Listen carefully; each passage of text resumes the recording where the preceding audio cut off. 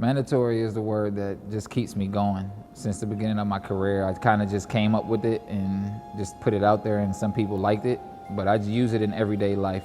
You know, it's mandatory that we get this stop to win the game, or it's mandatory that we win the game. It's just something that I use in everyday life, and it keeps me motivated.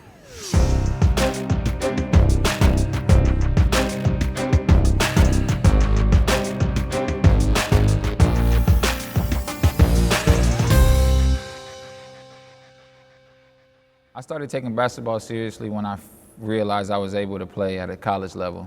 I think throughout high school I just kind of played for fun, and I was athletic and I played well, but once I got to college I started to develop my game and become a better player. I wouldn't say when my grandmother passed away, I felt like I had no choice but to make it. The passing of her was one of the most crucial moments in my life because she's been in my life since the time I was born, and I left her to go to college, and that's when she got really sick and passed away. So one thing I thought was maybe she got sick because I left and went to college. My grandma meant everything to me. She was like my mom. Once she passed away, my mind was made up that I would make it. One morning, our head coach called me and was like, get the team ready. It was like 4 in the morning, and he was like, get all the teammates ready and come to the locker room.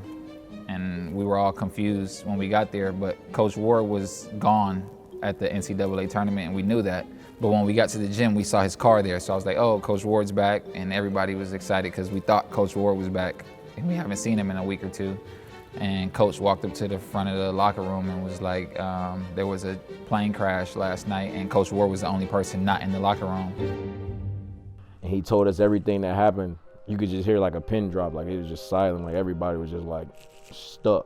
I really feel like from that day to that, like from that summer ongoing, I feel like we had turned our like focus up another notch. For me, it hit differently because he was like a father figure to me too. Like he was a really good like mentor as far as like me being away from home. You know, he was like a father away from home for me when I was in college. You know, he kind of kept me level-headed throughout college. I know he recruited Dap, and him and Dap were like very, very tight. I think we kind of like had our kind of like personal coaches, and I think Coach Ward was his personal coach, his personal like coach. Like when something wasn't going right, you know, he can go to Coach Ward, talk to him one-on-one, stuff like that. I think those situations actually helped me, and it kind of gave me like an extra motivation to be a better player, be a better person in life. With that stuff happening, that turned him up another notch. I was still in college when he was his first year in Champions League. If I'm not mistaken, he was like one of the top scorers as a rookie in Champions League. And from there on, I don't think he looked back.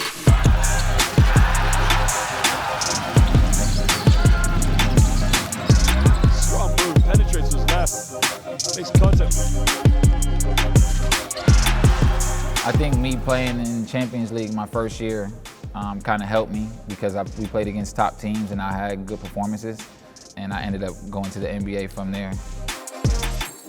The NBA is really nice. It's the lifestyle of being an NBA player, actually playing against top guys. I mean, my first game in the NBA was against LeBron when he was with the Lakers, so it was a crazy experience.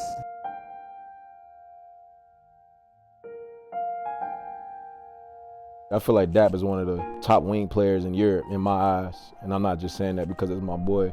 It's just a joy to watch him play. He can score the ball, he'll dunk on you, like everything just about his game. Like he's an amazing scorer. Like it's a joy to watch him play.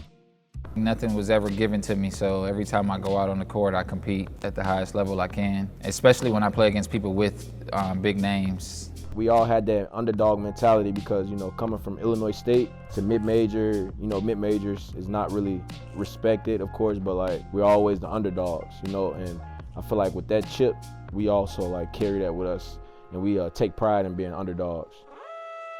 For me, I just try to stay even keel. You know, I don't try to be too high for one game or too low. I just try to be the same person every time, to be as consistent as possible. He's very energetic.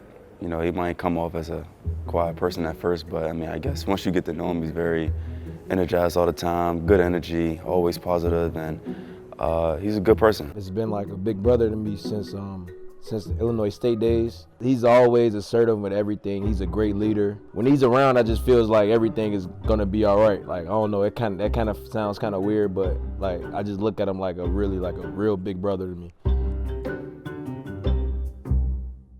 Basketball for me just means everything. I mean, I think from a young age, I kind of bet on myself and, you know, just took basketball and didn't really have like a second game plan, you know. I just always knew basketball would work, and it has, so.